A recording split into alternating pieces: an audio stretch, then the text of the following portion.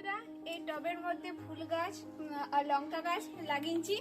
তো এই টবের মধ্যে ফুল গাছ লঙ্কা গাছগুলি কেমন হয়েছে তোমরা জানাবে। আর এই টবের মধ্যে আমি এনপিকে 10-26 সার দিয়ে দিচ্ছি, আমার মা কুড়াকুড়ি করে দিচ্ছে। তো তোমাদের কেমন লাগলো এই গাছগুলো একটু জানাবে। পৌঁছে গেছি, এরপর আমি আর আমার শাশুড়ি যাবো মাটি খোঁড়াখুড়ি করছি, তারপর এবার সার দেবো। তো দেখতেই পাচ্ছ যে লঙ্কা গাছগুলো একটু বড় ফুল এসে গেছে, এই দেখো। এবার আমরা সার দিয়ে দেবো।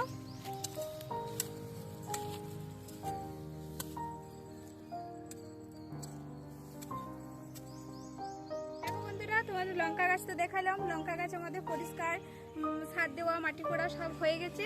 এরপর কাঁঠাল গাছের কাছে এসেছি। কাঁঠাল গাছটা দেখতেই পাচ্ছ, কাঁঠাল গাছের বেড়ার মধ্যে কত আগাছা হয়ে গেছে। আগাছাগুলো প্রথমে পরিষ্কার করব, তারপরে সার আর মাটিটা খুঁড়ে দেবো। তো দেখতে পাচ্ছ কাঁঠাল গাছটা খুব সুন্দর হয়েছে। দেখো বন্ধুরা, আমার কাঁঠাল গাছের তলা পরিষ্কার হয়ে গেছে, আমার শাশুড়ির কুড়াও হয়ে গেছে। এবার সারটা আমি দিয়ে দিচ্ছি।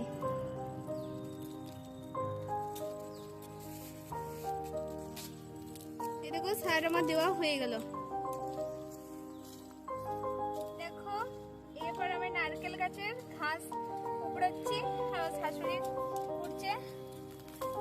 তো নারকেল গাছটা ছোট রয়েছে আর একটা বড় আছে, তো ওটা এখন আজকে কুড়বো না, অন্যদিন কুড়বো। এই দেখো শাশুড়ি কুড়ছে, তো আমি একটু সার দিয়ে দিচ্ছি।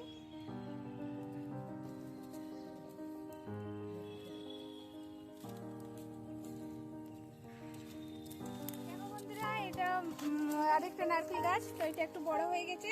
তো এই লতানোগুলোকে ছিঁড়ে নিচ্ছি প্রথমে, তারপর এটা কুড়ে নিয়ে সার দিয়ে দেবো। একটু পরে জল দেব, জল না দিলে আর সার না দিলে তো গাছটা ভালো করে বড় হবে না, তাই পরিষ্কার করতেই হয় গাছকে মাঝে মধ্যে। তো অনেকদিন করা হয়নি, তাই বাড়িটাও খুব আগাছাতে ঢেকে গিয়েছে।